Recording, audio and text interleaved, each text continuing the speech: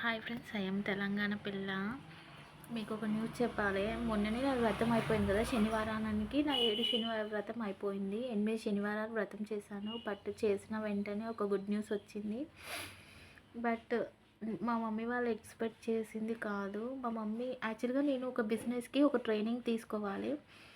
But 1 month back మా mummy వాళ్ళు నాకు అంటే ఒక దగ్గర నుంచి వెళ్ళి ఆ ట్రైనింగ్కి వచ్చింది. బట్ మా మమ్మీ అంది హన్మకొండలో అయితేనే ట్రైనింగ్ ఓకే. బెంగళూరు, బెంగళూరు, హన్మకొండ 3 ఉన్నాయి. అయితే హన్మకొండకి మా పాపని ట్రైనింగ్ పంపిస్తాను, బట్ హైదరాబాద్, బెంగళూరుకి అయితే పంపివ్వను మా మమ్మీ క్లియర్గా చెప్పేసింది. బట్ ఏంటంటే హన్మకొండలో ఆ ఛాన్స్ లేదు.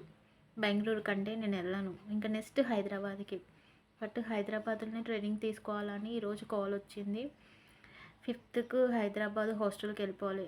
1-2 మంత్స్ హాస్టల్లో ఉండాలి. సండే వచ్చేసి నాకు హాలిడే, సాటర్డే సండే హాలిడే. మిగతా డేస్ యాక్చువల్గా నేను ట్రైనింగ్ తీసుకోవాలి. బట్ ఇది నా లైఫ్కి సంబంధించిన ట్రైనింగ్, అంటే నా లైఫ్ కంటే నా బిజినెస్కి సంబంధించిన ట్రైనింగ్. నేను ఎప్పుడు బిజినెస్ చేయాలి అని అనుకునేదాన్ని కదా, ఆ బిజినెస్ సంబంధించి.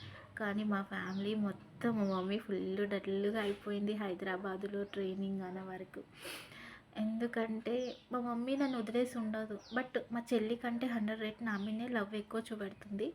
బట్ నేను కూడా మా మమ్మీని వదిలేసి ఉన్నాను. బట్ ఇంతకుముందు నేను హైదరాబాద్లో జాబ్ చేశాను. 2021లో చేశాను, 23లో చేశాను జాబ్. కానీ అప్పుడు వీక్లీ వన్స్ మా మమ్మీ వచ్చి చూసేసి వెళ్ళిపోయేది హాస్టల్కి.